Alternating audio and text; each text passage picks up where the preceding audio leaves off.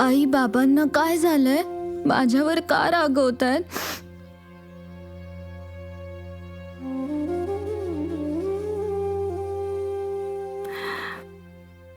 बाळा, मलाही काही कळत नाहीये. बाहेर एवढे पहारेकरी उभे केलेत. एक क्षण असं वाटलं की त्यांना समजलं तर नाही ना की तू साईंकडे गेला होतास. काय म्हणालीस?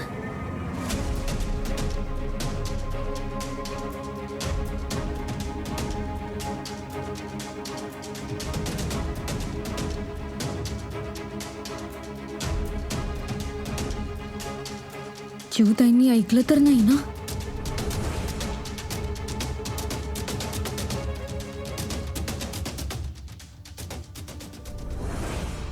तुला खरंच माहित नाहीये का दादा तुझ्यावर का रागावलाय?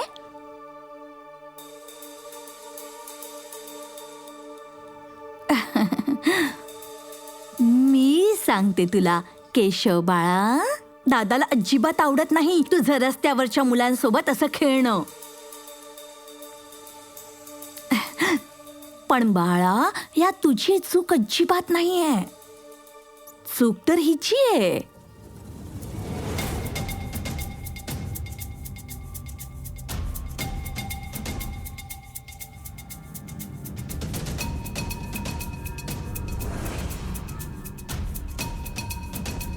ते काय आहे ना बाळा, आईची जबाबदारी असते मुलाला बऱ्या वाईटातील फरक समजावणं.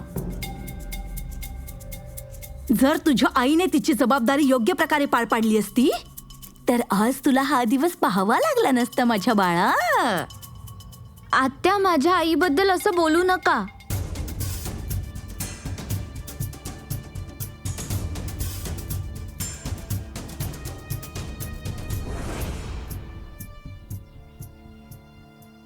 हिच्यापेक्षा चांगली आई इतर कोणाचीही नाही.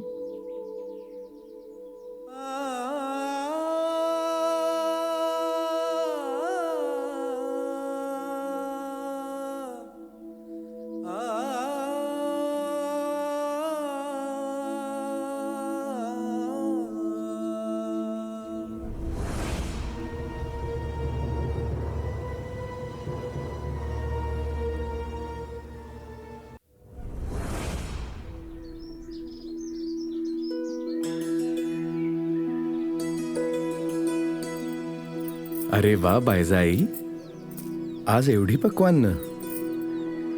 आईने बनवलंय सगळं कोजागिरीसाठी. मिठाई सुद्धा बनवतेय जी कीर्तनामध्ये घेऊन येईन.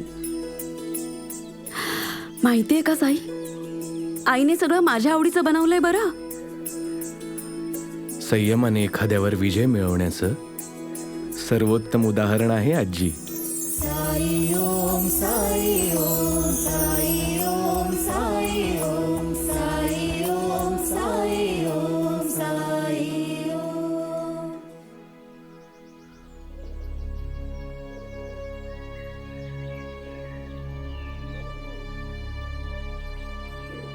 कोणाची तरी वाट पाहतोयस का तू? हो बायजाई, आहे एक, जो त्याचा योग्य मार्ग हरवून बसलाय.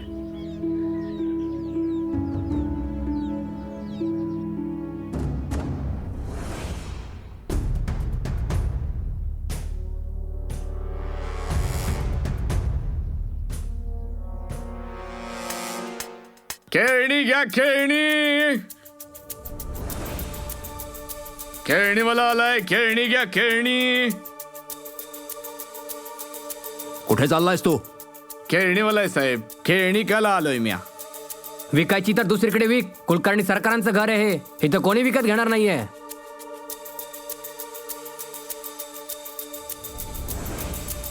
गरीब माणूस आहे साहेब, खेळणी घ्या ना. मग आम्ही काय करू? विकायची तर दुसरीकडे नेऊन विक ती.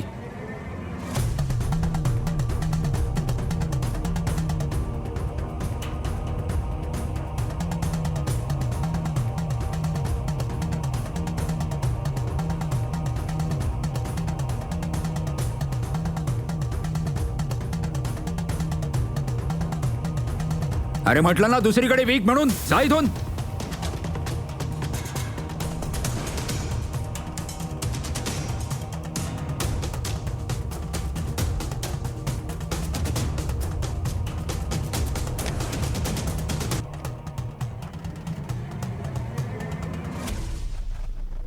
जीवा, पण तो असं का बरं वागेल ज्यामुळे त्याचंच नुकसान होईल? कारण त्याला नवीन मार्गदर्शक मिळाले आहेत बायजाई, ज्यांचे समाजाबद्दल आपापले विचार आहेत. त्यांचे विचार चुकीचे नाहीयेत, पण त्या विचारांना प्राप्त करण्याचा जो मार्ग त्यांनी स्वीकारलाय तो योग्य नाहीये. त्या मार्गावर चालून कधीच काही बदललं नाही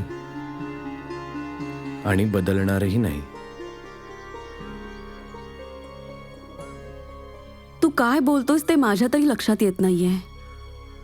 मला फक्त एवढंच माहितीये की जीवाच्या मनात तुझ्यासाठी खूप श्रद्धा आहे. तो तुझं म्हणणं नक्की ऐकेल. नाही बायजाई, यावेळी जीवा ज्या विचारधारेने प्रभावित आहे, जोपर्यंत तो त्याचं परीक्षण करणार नाही, त्याचा वापर करणार नाही, तोपर्यंत तो कोणाचंही ऐकणार नाही. मग कसं समजावणार त्याला? त्याला योग्य मार्गाचा पर्याय देऊन. आणि जर त्याने तो पर्याय स्वीकारला नाही तर? बायजाई, जे आपले असतात ना,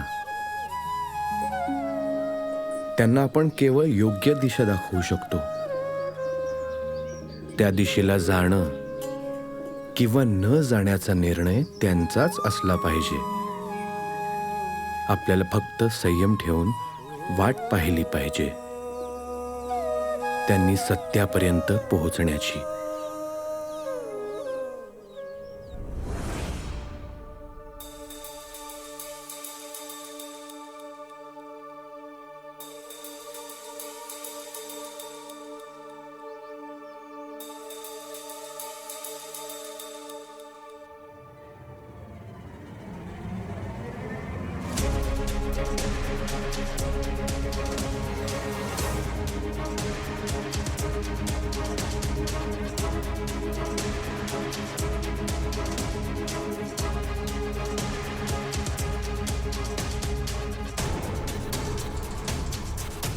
हे इथे कोणी ठेवलंय?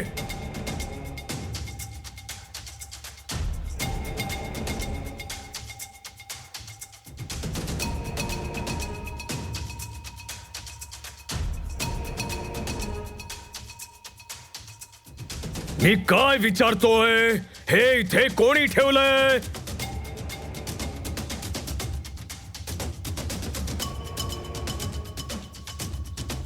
तुम्हा सर्वांना तर मी नंतर बघून घेईन.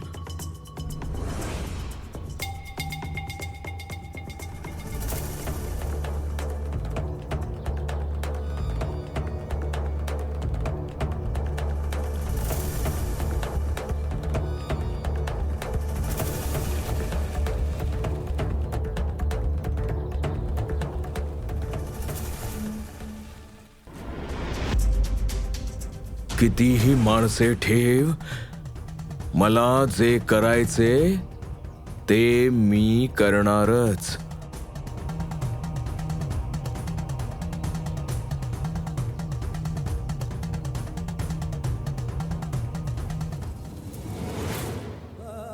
या शेतकऱ्याचे शेत नष्ट करण्यात यावं, आग लावून.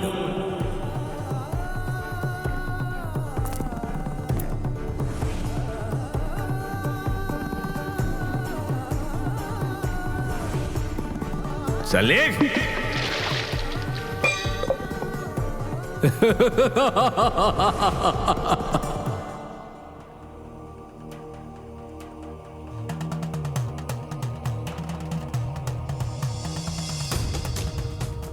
आज रात्री त्या सर्वांचा सूड घेईन मी, ज्या श्रीमंतांनी गरिबांना त्रास दिलाय.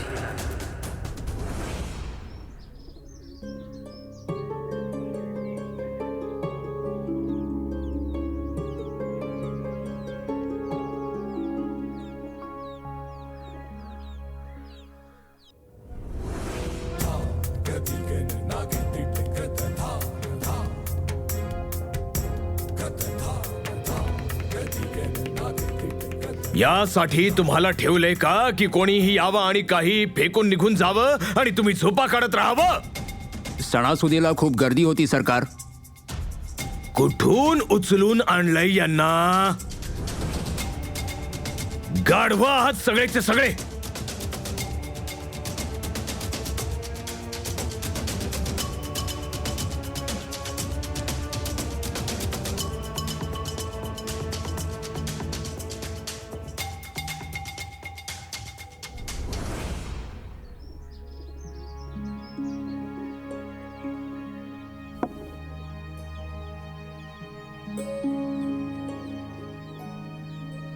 जेव्हा एखाद्या वृक्षावर वीज पडते तेव्हा त्याची पानं, फांद्या सगळं जळून जातं. सर्वांना जळलेलं वृक्ष दिसतं, पण त्यांच्या मनात हा विचार येत नाही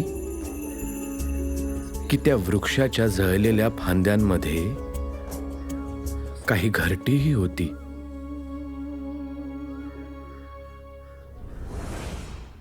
बाबा, बाबा, भाऊजी आले.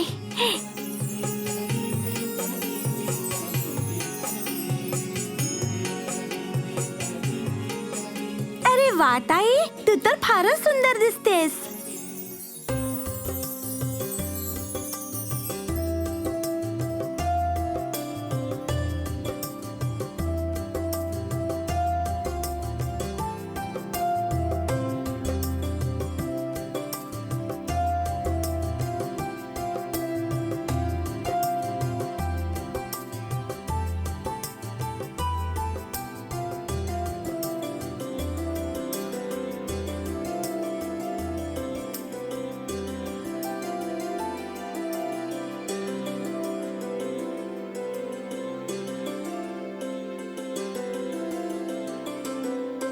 सुखी रहा. सुखी राहा. भाऊजी आलेत.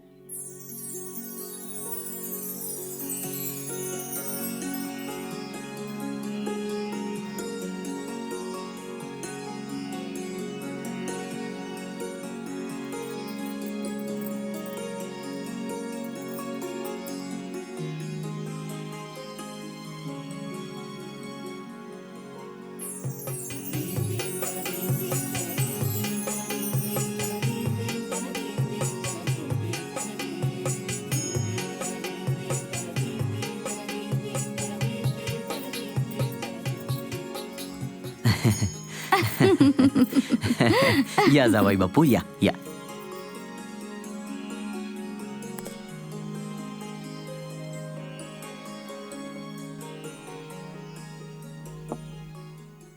मी इथे एका गोपनीय कामासाठी आलोय. कोणाला काही सांगू नका. जवळपासच्या गावातून जो कर वसूल करण्यात आलाय त्याला आज पेटीबंद करून इथे आणणार आहेत. आणि आज रात्री तो कुलकर्णी सरकारच्या घरी ठेवण्यात येणार आहे आणि उद्या तो इंग्रज सरकारकडे सोपवण्यात येईल. आणि त्या पेटीच्या रक्षणाची जबाबदारी माझी आहे. म्हणून मी रात्रभर त्या पेटीजवळच पहारा देईन.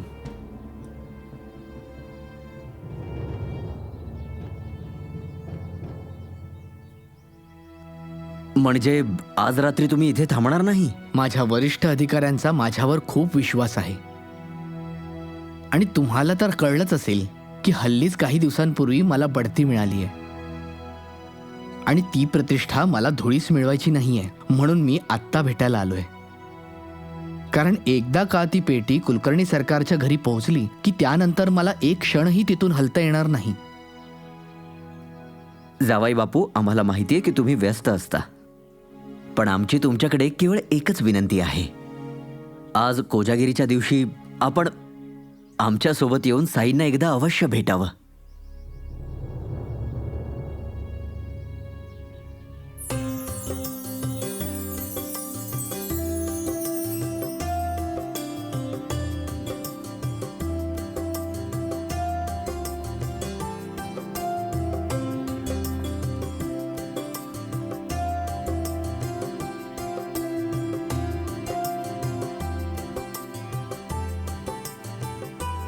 घ्या ना.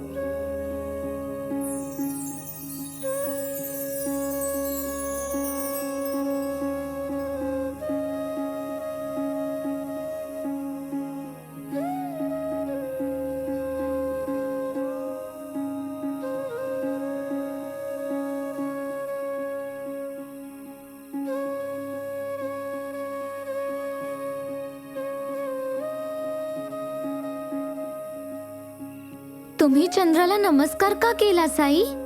तू का केलास? कारण तुम्ही केलात.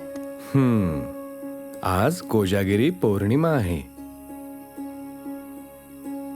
ही कोजागिरी पौर्णिमा काय असते साई?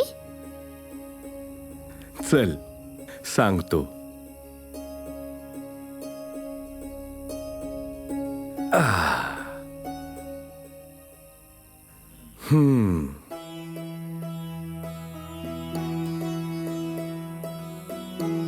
आज रात्री आई लक्ष्मीची पूजा करतात. लोकांचं म्हणणं आहे की आजच्या रात्री चंद्रावरून अमृत वर्षाव होतो. घरात खीर बनवण्यात येते, लोक दिवे लावतात आणि चंद्राची पूजा करून जी खीर आपण बनवली आहे ती आपण चांदण्यात ठेवून देतो. अशी मान्यता आहे की अशा प्रकारे ते चंद्रावरून वर्षाव होणारं अमृत गोळा करतात. मला ही खीर मिळाली असती तर?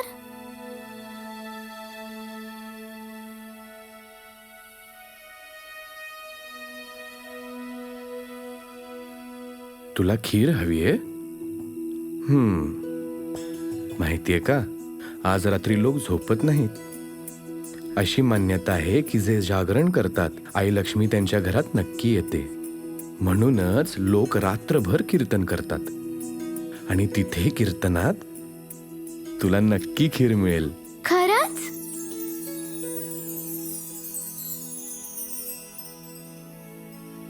पण साई, तुम्ही का विसरताय की कीर्तनात मला कोणीही येऊ देणार नाही? आज रात्री द्वारकामाईत जे कीर्तन आहे तिथे तुला येण्यापासून कोणीही थांबवू शकत नाही आणि भरपूर खीर खाण्यापासूनही.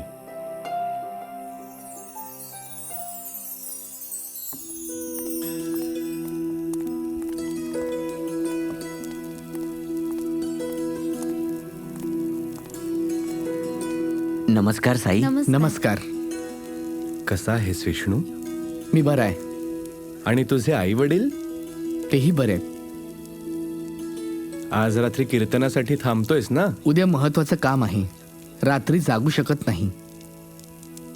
कामाचा खूप भारही आहे आणि तसंही भजन कीर्तनासाठी वेळ कुठे आहे? साई, ही सोयरीक तुमच्या आशीर्वादाने झाली आहे आणि म्हणून हे पहिलं आमंत्रण तुमच्यासाठी.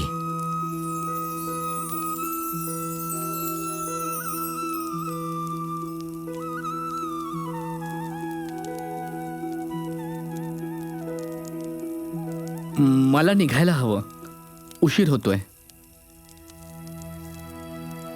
जावाई बापू, कामात काही विलंब व्हायला नको.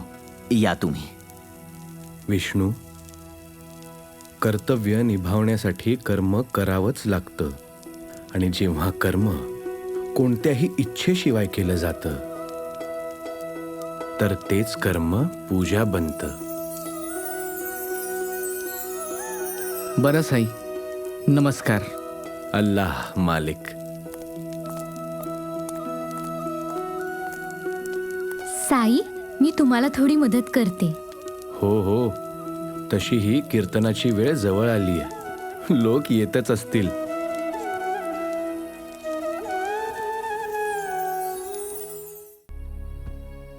धन्यवाद. आता यापुढे मी सांभाळीन.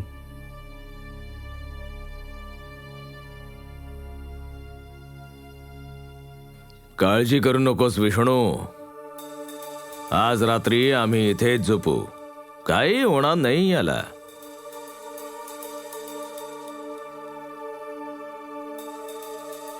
बरं. हरिओम.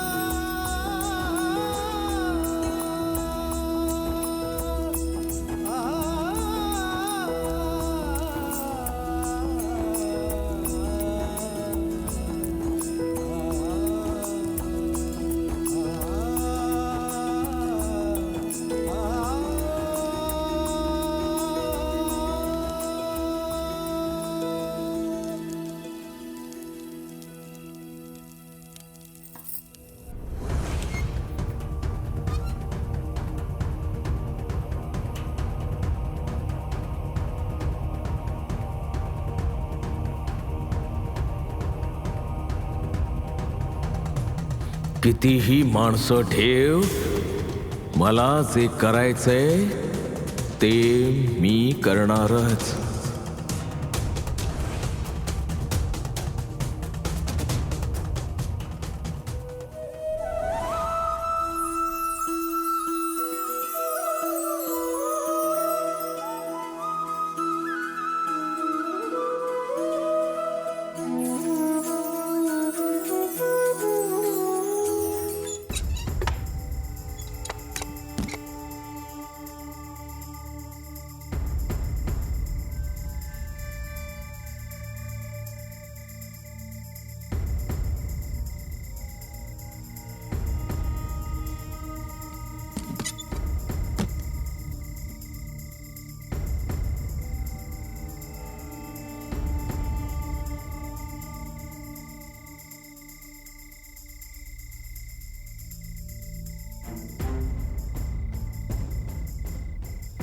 इंग्रजांचा नोकर. आता यांनी पेटी कुठे ठेवली असेल?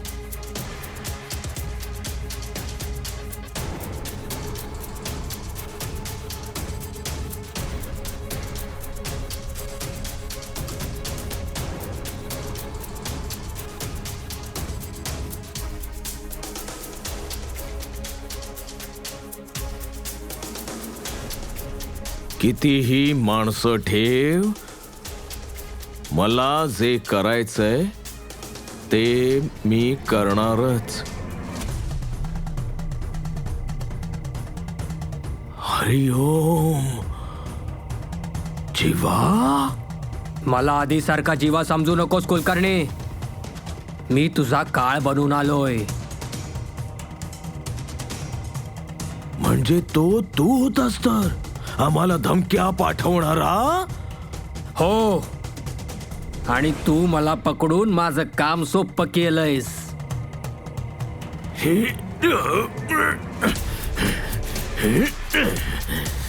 तुझ्यासाठी तर आम्ही एकटेच पुरे आहोत जीवा. बोल, कोणासोबत आहेस? शिपाई की तंट्या भिल्ल? कारण एवढं मोठं धाडस तू एकटाच करू शकत नाहीस. पण तू फार मोठी चूक केलीयस. तुझा लोभच तुझा शेवट करेल आता. लोभाची गोष्ट तुझ्या तोंडून शोभत नाही कुलकर्णी. कारण लोभामुळेच तू इंग्रजांची साथ दिल्यास आणि आपल्याच माणसांना लुटलायस. आणि मी इथं आलोय तेच लुटायला. म्हणजे मला ते गरीबाचं वाटता येईल. अच्छा,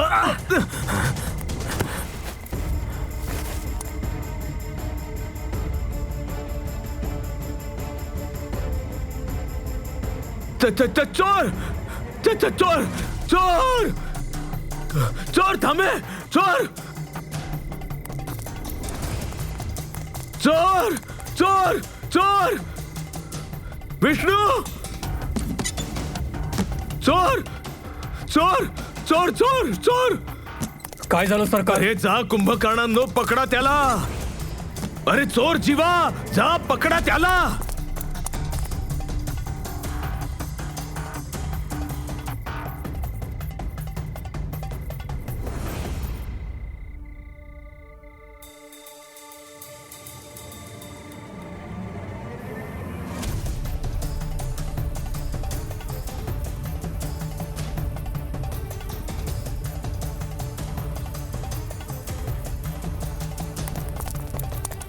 ए थांब, मी म्हणतोय थांब.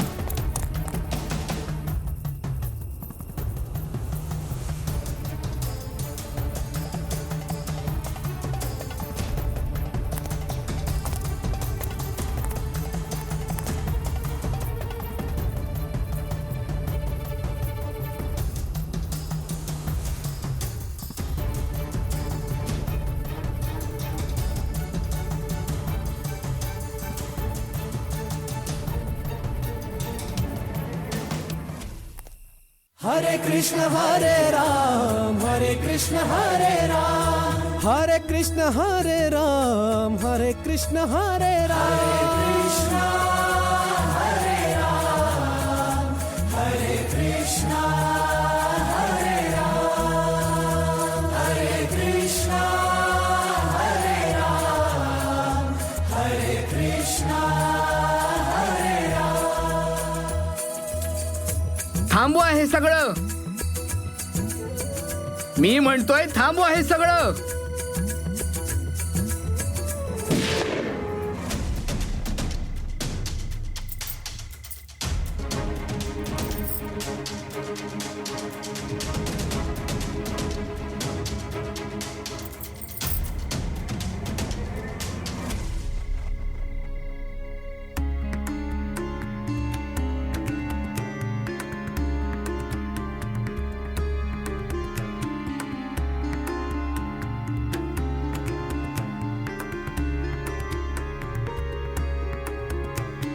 कीर्तनात गोळी चालवली. हा इंग्रज सरकारचा पोलीस इकडं काय करतोय? असं काय घडलंय? तुम्हाला माहित नाही काही द्वारकामाई आहे आणि ते कीर्तन चालले. इथं येऊन पिस्तूल चालवण्याचा काय अर्थ आहे? हे माझे होणारे जावई आहेत. यांचं माझ्या यमुनेशी लग्न ठरलंय आणि मला हेही माहिती आहे की हे काही विनाकारण करणार नाहीत. कीर्तनाच्या दरम्यान येऊन पिस्तूल चालवून तुला कीर्तन थांबवावं लागलं म्हणजे नक्कीच काहीतरी कारण असणार.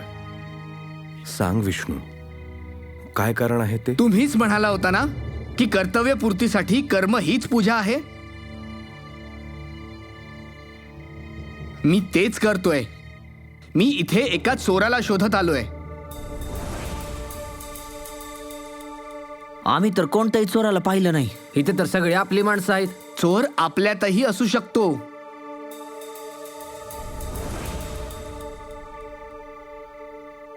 हे पहा, जर इथे चोर येऊन लपला असेल तर त्याला पकडण्यासाठी आम्ही तुम्हाला पूर्ण मदत करू. पण हे तरी सांगा की चोराचं नाव काय आणि त्याने काय चोरलंय? सरकारी खजिना जो माझ्या संरक्षणात होता.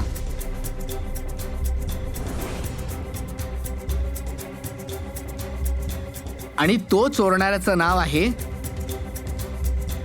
जीवा.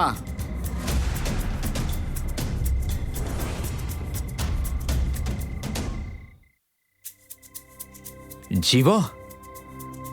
अशक्य. तो असं कधीच करू शकत नाही. आणि जीवा तर इथे आलाही नाहीये. तुमचा ठाम विश्वास आहे की तो जीवाच होता? हो, मी स्वतः त्याला इथे येताना पाहिलंय. आणि हे तर अगदी अशक्य आहे की इथे येताना त्याला कोणीच नाही पाहिलं. आता मला कोणी सांगेल का की तो कुठे लपलाय?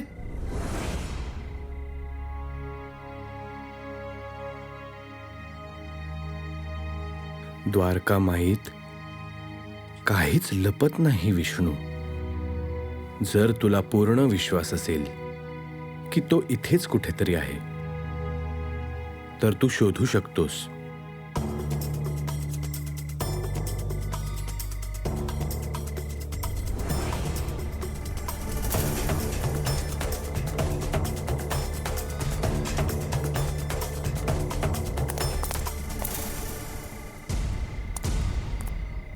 मी म्हटलं होतं ना, हा बघा.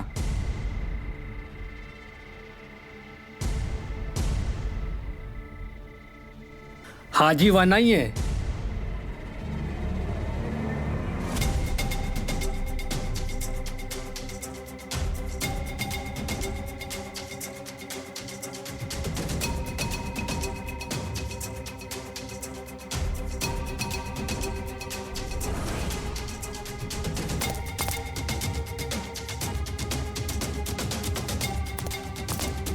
हा बघा जीवा.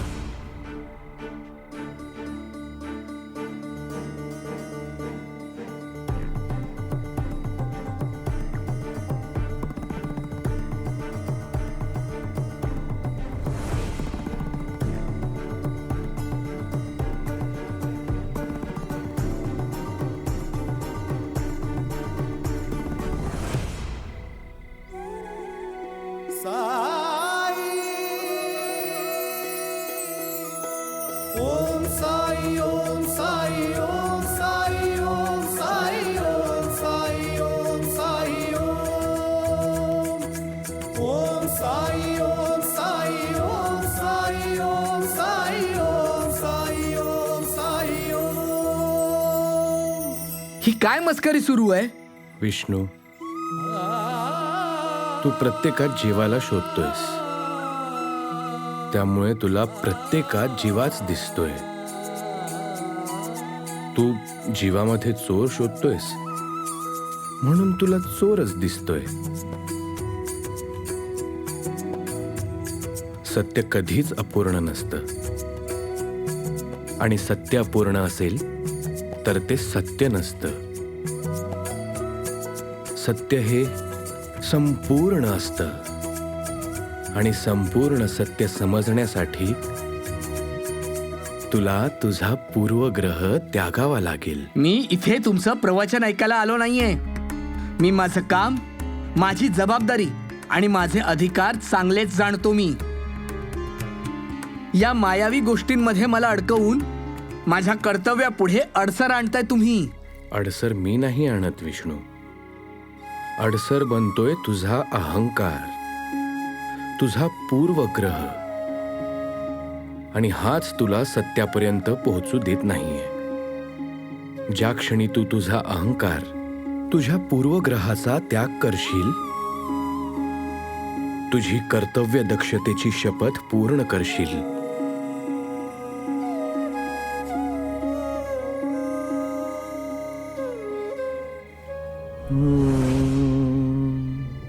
माझ्यावर विश्वास ठेवून सरकारी कोशाच्या सुरक्षेची जबाबदारी सोपवली होती, जो आता चोरी झालाय, तोही माझ्या डोळ्यांसमोर. मी त्याला पकडलं असतं जर तो कीर्तनात जाऊन लपला नसता. कळत नाही काय झालं होतं, मला तर अजूनही कळत नाहीये. हरिओम. चूक तुझी नाहीये विष्णू, तो आहेच तसा. याआधी बऱ्याच लोकांना भ्रमित केलंय त्याने त्याच्या मायाजालाने.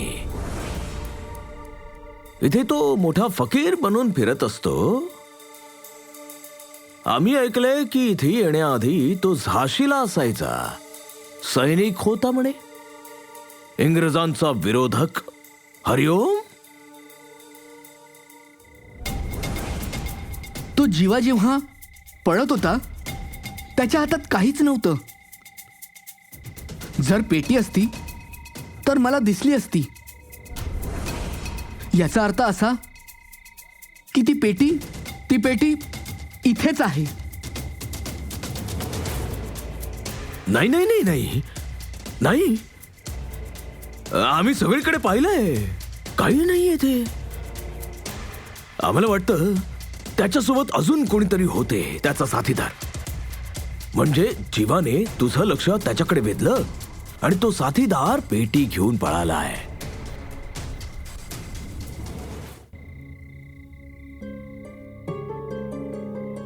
इंग्रज सरकारलाही कळलं तर माझी नोकरी जाईल आणि माहित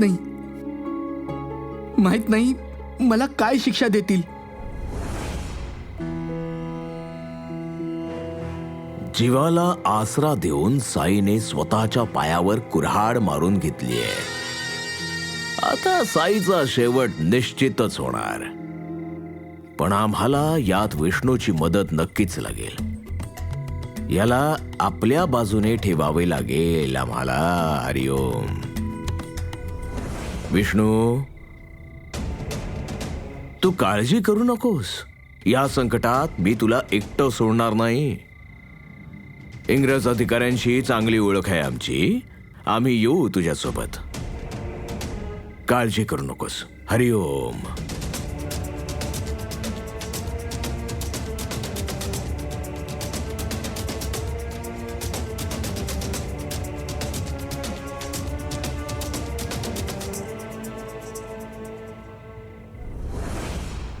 विष्णूचा तसा दोष नाहीये. तो तर त्याच्या कर्तव्याचं पालन करत होता.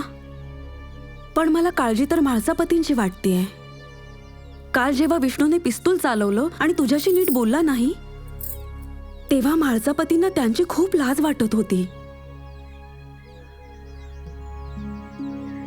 बायजाई, महासपती खूप समजदार आहेत, ज्ञानी आहेत ते. आणि जोवर विष्णूचा प्रश्न आहे त्याने शिकण्यासारखं अजून बरंच काही आहे. तो अजून त्याचा मार्ग शोधतोय. देवाने अशीच व्यवस्था केली आहे की जसं वय वाढतं तशीच माणसाची समजही वाढते. ज्ञान फक्त पुस्तकात लिहिलेल्या गोष्टी वाचून नाही मिळत. ज्ञान येतं त्या पुस्तकात लिहिलेल्या गोष्टींचं आपल्या आयुष्यात पालन केल्याने, जीवनातील अनुभवांनी. आणि हे फार संयमाचं काम आहे. काल हे जे काही घडलं त्यामुळे यमुनेच्या लग्नात काही बाधा तर येणार नाही ना? जर नियतीत लग्न लिहिलंय तर नियती प्रत्येक बाधा दूर करेल. तसंही शेवटी सुखी दाम्पत्यासाठी सर्वांना योग्य मार्ग शोधावाच लागतो. आणि त्या मार्गावर चालत राहण्याचं संतुलनही, निरंतर परिश्रम, प्रयत्न आणि परस्परावलंबच सुखी दाम्पत्याचा मंत्र आहे. आणि श्रद्धा आणि सबुरी त्याची शक्ती. ओम साई ओम साई